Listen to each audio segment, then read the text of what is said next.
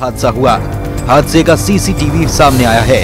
CCTV तस्वीरों में आप साफ देख सकते हैं कि बंडोल के अलोनिया टोल प्लाजा पर एक तेल टैंकर खड़ा होता है, जो टोल नाके पर अपनी पर्ची कटाकर वहां से निकलने का इंतजार कर रहा है। तभी पीछे से तेज रफ्तार कार वहां आती है और सीधे टैंकर को टक्कर मार देती है।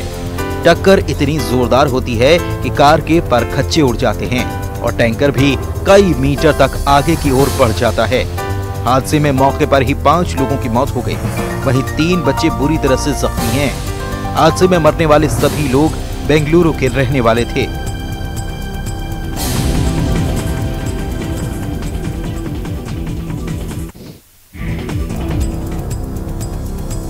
तस्वीरों को देखकर समझ आ जाता है कि हादसा कितना बड़ा है। यहां सड़क हादसे में 3 लोगों की मौत हो गई, जबकि कई लोग जख्मी हो गए। दमोह रोड पर गढ़ा कोटा के पास यह हादसा हुआ है। यहाँ पर सड़क पर एक ट्रॉली खड़ी थी। इस दौरान पीछे से बस ने ट्रॉली को टक्कर मार दी। टक्कर के बाद बस के आगे का हिस्सा बुरी तरह से क्षतिग्रस्त हो गया। हादसे के बाद आसपास के लोगों ने घायलों की मदद की और उन्हें अस्पताल पहुंचाया। वहीं सूचना के बाद मौके पर पुलिस भी पहुंच गई। घायलों को बीएमसी रेफर किया गया है। ये बस बनारस से इंदौर जा रही थी।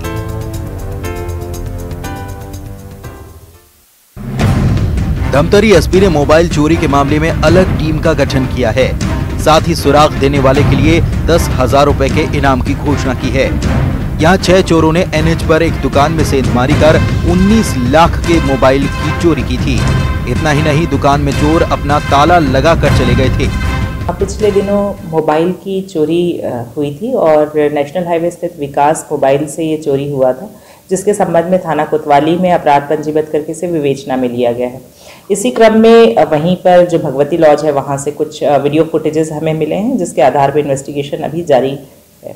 इसी क्रम में पुलिस अधीक्षक महोदय ने इन प्रकरण में अगर कोई व्यक्ति अगर इसके बारे में सूचना देता है या कोई मदद करता है या उन्हें अरेस्ट कराने में मदद करता है, तो इस संबंध में 10,000 के इनाम की घोषणा पुलिस अधीक्षक धमतरी के द्वारा की गई है। और साथ ही इसके लिए एक टीम का गठन भी किया गया है, ताकि इसमें जल्द से जल्द विवेचना पूर्ण हो सके। बीच शहर में हुई इस चोरी की इस वारदात से पुलिस की काफी किरकिरी हुई। लिहाजा पुलिस ने सीसीटीवी के आधार पर चोरों की तलाश शुरू कर दी है।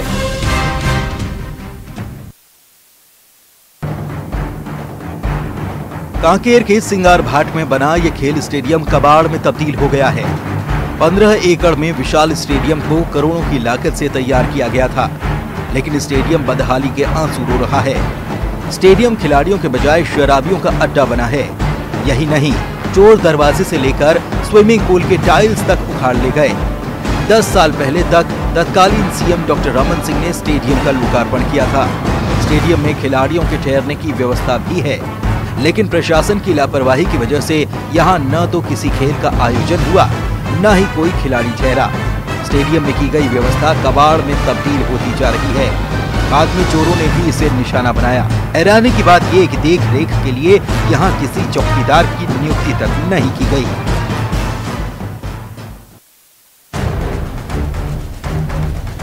मुरैना पुलिस को बड़ी कामयाबी मिली है। पुलिस ने अवैध शराब की बड़ी खेप को पकड़ा है। इस मामले में 3 लोग गिरफ्तार भी किए गए हैं। जब्त की गई शराब की कीमत 10 लाख रुपए बताई गई है। के द्वारा सूचना मिली थी कि बाहर हमारे राज्य के बाहर से अवैध शराब का परिवहन हो रहा है, और उसी दायित्व में नाकाबंदी करके थाना स्टेशन रोड में एक बोलेरो पिकअप पकड़ी गई है, जिसमें करीब 75 पेटी अवैध मदिरा इंग्लिश मदिरा मिली है, जिसका हरियाणा से बताया जा रहा है। और इसमें 3 आरोपी हैं जो हमारे हिरासत में हैं और इनको गिरफ्तार कर कार्रवाई की जाएगी। आपको बताएं कि हाल के दिनों में पुलिस ने शराब तस्करी पर शिकंजा कसा है और 1 हफ्ते के भीतर तकरीबन 1 करोड़ की अवैध शराब जब्त की जा चुकी है।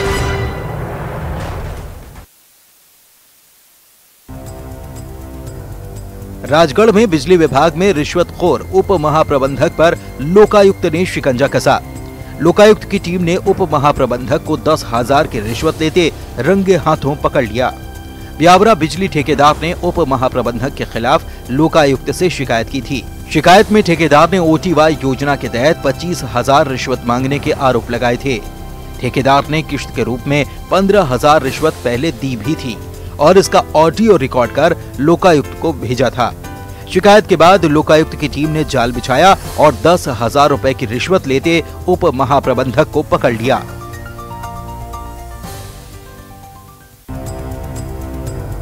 राजनांदगांव के बसंतपुर थाना इलाके में हुए कत्ल की गुत्थी को पुलिस ने सुलझा लिया है। पुलिस ने इस मामले में 5 लोगों को गिरफ्तार किया है। इन लोगों ने टिकेश्वर साहू की हत्या कर शव को शिवनाथ नदी में फेंक दिया था।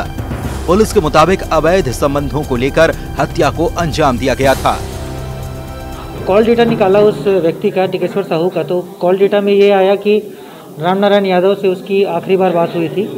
फिर रामनारायण यादव को बुलाया गया तो फिर उसने खुद ही कन्फेस किया कि मैंने मारा है उस व्यक्ति को, और साथ में दिनेश निषाद और श्यामू साथ में थे, इस पूरे साजिश में शामिल थे वो लोग। ये मामला है, ये एक एक्स्ट्रा मैरिटल अफेयर्स का मामला है।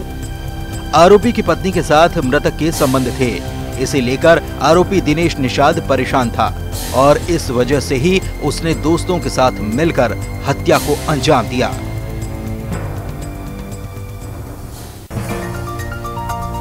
उज्जैन जिला अस्पताल में एक बार फिर से बड़ी लापरवाही सामने आई है। यहाँ मरीज के खाने में कीड़े निकलने के बाद अस्पताल में भर्ती मरीजों के बीच हड़कंप मच गया। इसे लेकर मरीजों ने अस्पताल में हंगामा किया और साथ ही खाना लेने से इनकार कर दिया। वहीं मंत्री मोहन यादव ने पूरे मामले में जांच के आदेश दिए हैं। आज मैंने समाचार पत्र में पढ़ा है, मैंने सिविल सर्जन से उसकी रिपोर्ट मांगी है कि इसकी पूरी जानकारी मुझे उपलब्ध करें। मंत्री जी, इधर खाने के सैंपल को जांच के लिए भोपाल भेजा गया है। प्रशासन ने जांच रिपोर्ट आने पर कार्रवाई की बात कही है।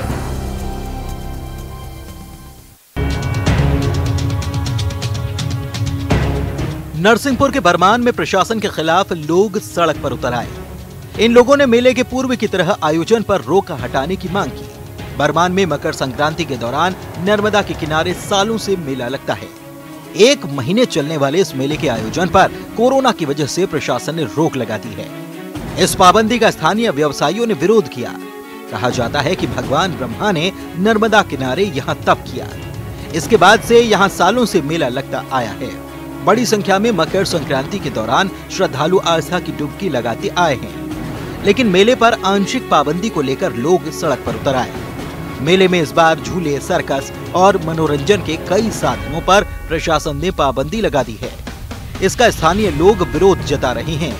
इन लोगों का कहना है कि मेला उनकी आस्था से जुड़ा है। ऐसे में मेले के स्वरूप को बदले जाने के वे खिलाफ हैं।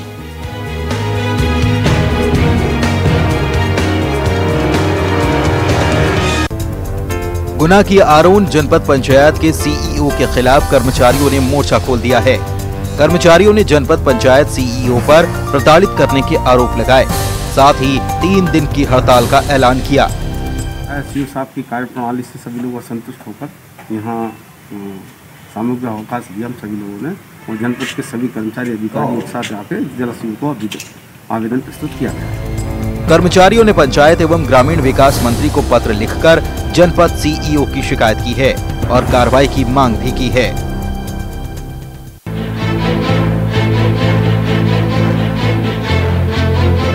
सिवनी पेश टाइगर रिजर्व में वन्य प्राणियों की मौत को लेकर विधायक ने रिजर्व के फील्ड डायरेक्टर के खिलाफ मोर्चा खोल दिया है।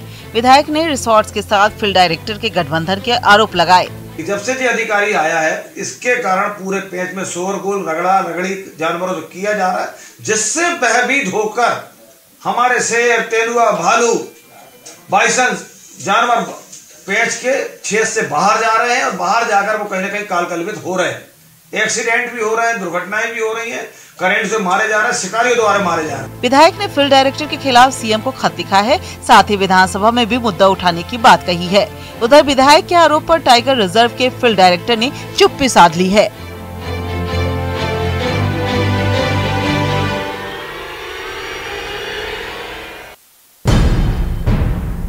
एक तरफ सरकार धान खरीदी की व्यवस्था को चाक चौबंद बता रही है, तो दूसरी तरफ मुंगेली के कई धान खरीदी केंद्रों पर खरीदी का काम ठप पड़ा है।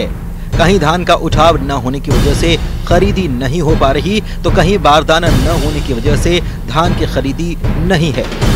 किसान परेशान हैं और प्रशासन किसानों की परेशानी पर ध्यान ही नहीं दे रहा। धान खरीदी का समय बीतता जा रहा है, ऐसे में किसानों को धान न बिकने की चिंता सताने लगी है।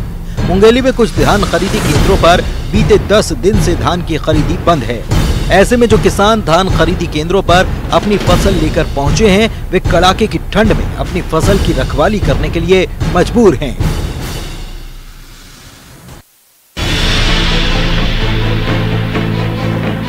इंदौर में स्वास्थ्य विभाग ने रैपिड रिस्पांस टीम के सदस्यों की संख्या कम कर दी है। कोरोना संक्रमित मरीजों को खोजने और जांच के लिए आरआरटी का गठन किया गया था। आरआरटी में एक डॉक्टर, एक पैरामेडिकल स्टाफ होते थे, लेकिन अब सभी आरआरटी से पैरामेडिकल स्टाफ को हटा दिया गया। पहले कोरोना पॉजिटिव मरीज के मिलने पर होम आइसोलेशन या मरीज को अस्पताल पहुंचाने की जिम्मेदारी आरआरटी की होती थी। डॉक्टर इसे पैरामेडिकल स्टाफ की मदद से अंजाम दिलवाते थे, लेकिन अब ये सारा काम डॉक्टर को करना पड़ रहा है। आरआरटी में काम करने वाले डॉक्टरों पर काम का बोझ बढ़ गया है। हालांकि कोरोना पॉजिटिव केस में कमी आई, इस लिहाज से आरआरटी से पैरामेडिकल स्टाफ को हटाने की बात कही जा रही है।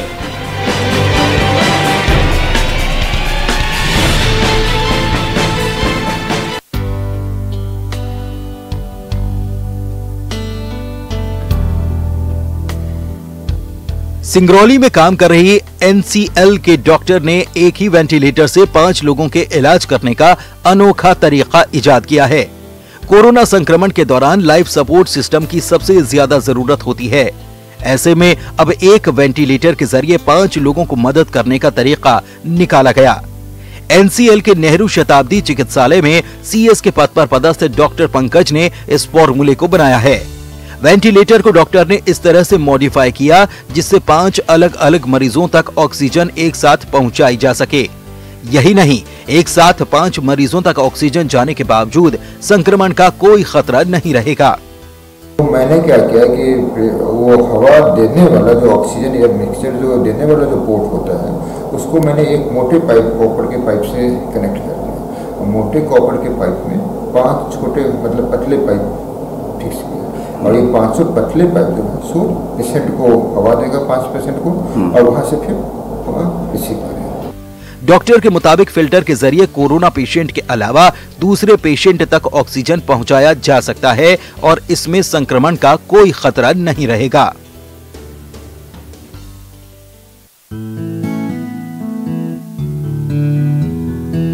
छत्तीसगढ़ के बिजली उपभोक्ताओं के लिए राहत भरी खबर है। नए साल पर बिजली के बिल में इजाफा नहीं होगा।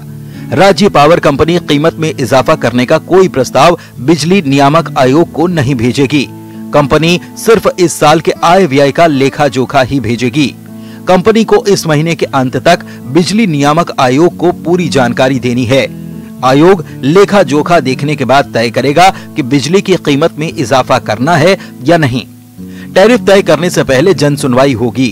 पिछले 3 सालों से बिजली की कीमत में इजाफा नहीं हुआ है। ये माना जा रहा है कि इस बार भी कीमत में इजाफा होने की संभावना बेहद कम है। बिजली का नया टैरिफ तय करने का काम विद्युत नियामक आयोग करता है।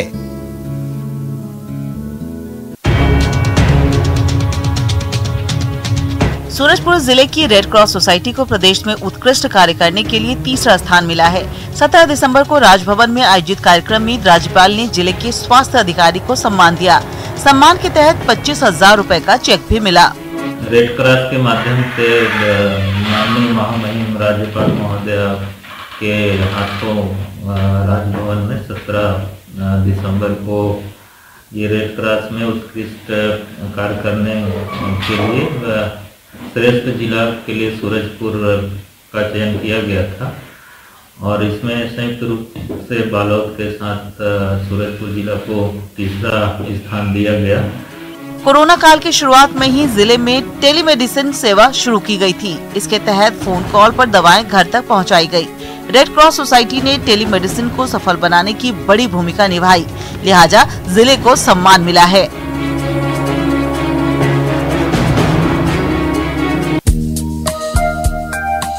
कोरबा रेलवे स्टेशन पर शान से लहराते राष्ट्रीय ध्वज को देखिए।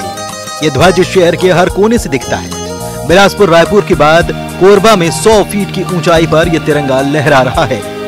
जिले में इतनी ऊंचाई पर फहराया गया ये पहला राष्ट्रीय ध्वज है।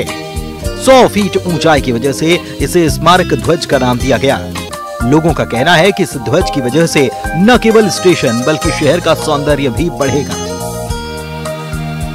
कोरबा रेलवे स्टेशन में करीब 100 फीट की ऊंचाई पे तिरंगा लहराया गया और यह न सिर्फ कोरबा निवासियों के लिए बल्कि पूरे छत्तीसगढ़ के लिए एक बहुत गौरव की बात है कि इतना बड़ा जो हमारा जो तिरंगा है उसे हमने यहाँ पर लहराया है। और यह जो है निश्चित तौर पे सभी देशवासियों को देश की तरक्की और उन्नति के लिए काम करने के लिए प्रोत्साहित करता रहेगा। ध्वज 30 फीट लंबा और 20 फीट चौड़ा है और इसे 100 फीट के ऊंचे स्तंभ पर लगाया गया है।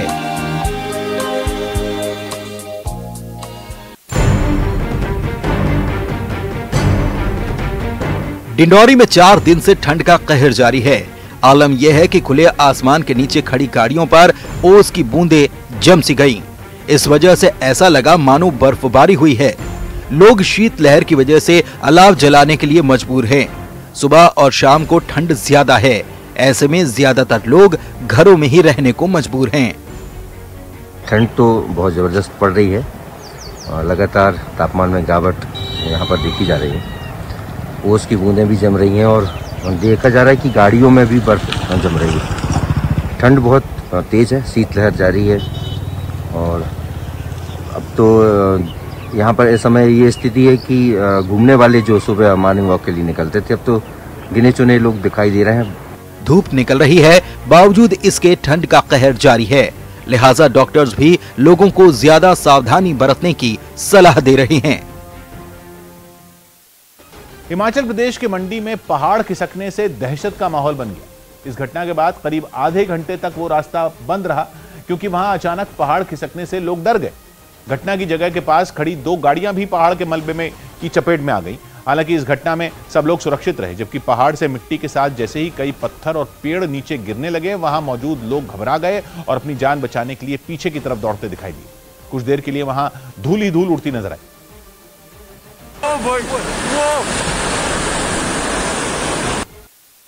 लेबनान की राजधानी बेरूत में अमेरिकन यूनिवर्सिटी के छात्रों और पुलिस के बीच झड़प हो गई। कुछ दिनों पहले यूनिवर्सिटी ने फीस में बढ़ोतरी की थी, जिसके विरोध में छात्रों ने हंगामा शुरू कर दिया और जब वो इस फैसले के खिलाफ यूनिवर्सिटी के बाहर जमा हुए तो वहां पहले से ही तैनात पुलिस वालों से उनकी झड़प हो गई।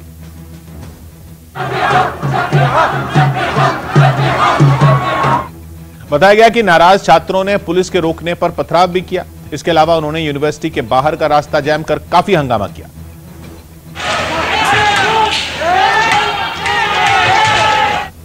इस प्रदर्शन में उनके घर वाले भी शामिल हुए। प्रदर्शनकारियों को शांत करवाने के लिए पुलिस को आंसू गैस का इस्तेमाल करना पड़ा।